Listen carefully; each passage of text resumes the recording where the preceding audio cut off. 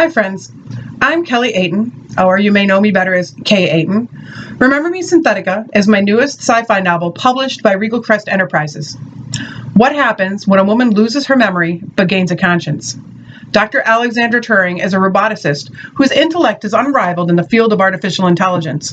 While science has always come easy, Alexandra struggles to understand emotional cues and responses. Driven by the legacy of her late great-uncle, she dedicates her life to the Synthetica project at her father's company, Organic Advancement Solutions, OAS. Her life is rebooted when she wakes from a coma 6 months after being struck by a car.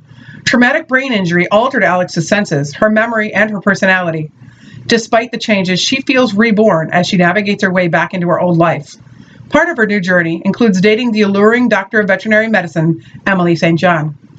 Emily is enamored with the highly intelligent scientist, but there are things about Alex and OAS that don't add up.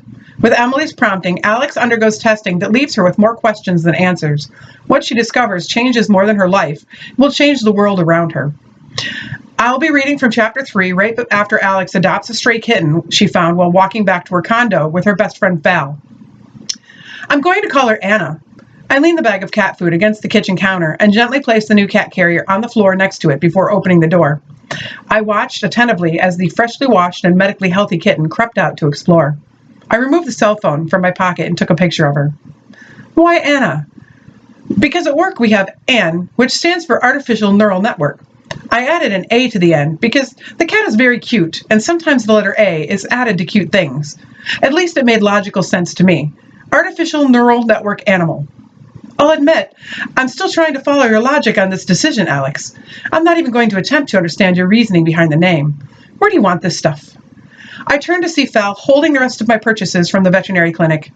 She had a bag of litter and a covered litter pan, as well as another canvas sack full of cat dishes and toys. I thought about the layout of my condo. How about the utility room? Val huffed and strode across the kitchen, through the open door to the room that housed my laundry and pantry overflow. Val's voice called out from the room a little over a minute later. Bring her this way so she can see where the food and litter is. I quickly grabbed the little cat and the bag of food and made my way to the utility room, then placed Anna in the freshly filled litter pan. She scratched around for a few seconds, but didn't use it. Instead, she ran over to where Val had filled her dishes with food that I had just brought and water from the laundry sink. There were small crinkly balls among the cat toys, so I grabbed one from the bag and threw it into the living room. Anna immediately sprinted after it, and I followed the kitten so I wouldn't miss any of her antics.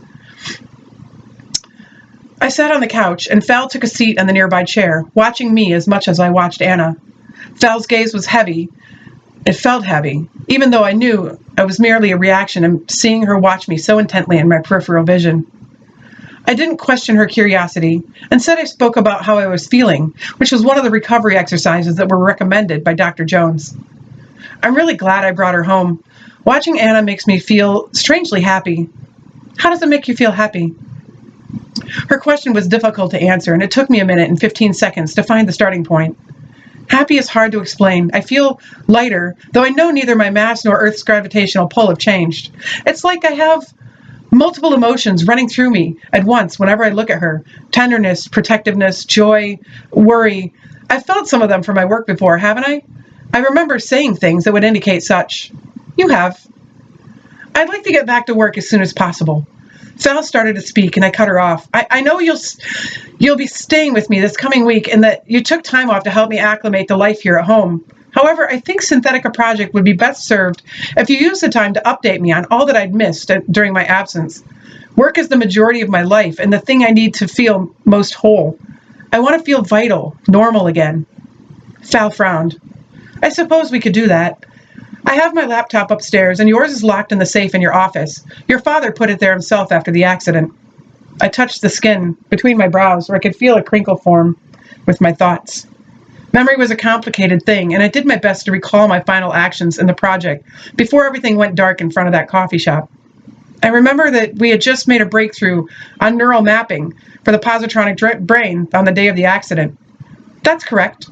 Reconfiguring the various lobe networks allowed for a seamless simulation of human thought and even increased the learning instinct that was programmed in by Dr. Venga. That allowed the android to take whatever base program it was given and evolve it exponentially, from intellect to emotion.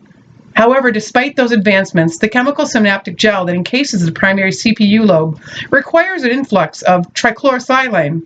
Without it, the positronic brain suffers rapid memory degradation and eventual system collapse. The more the brain is taxed, the faster the decay. The additive was unfamiliar. What is trichlorosilane?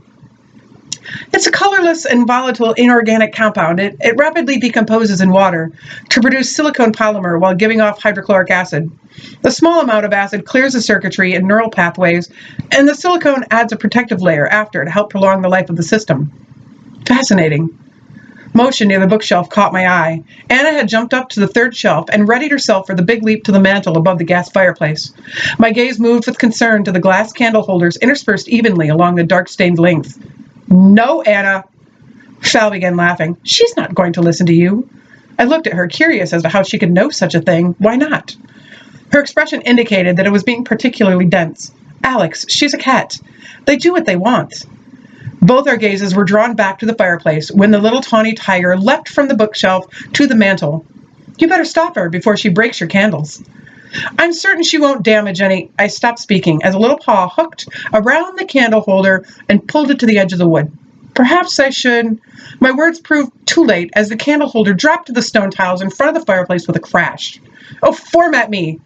The remembered favorite exclamation slipped out before I could think about my reaction, and I jumped from the couch to retrieve the cat before she caused more trouble.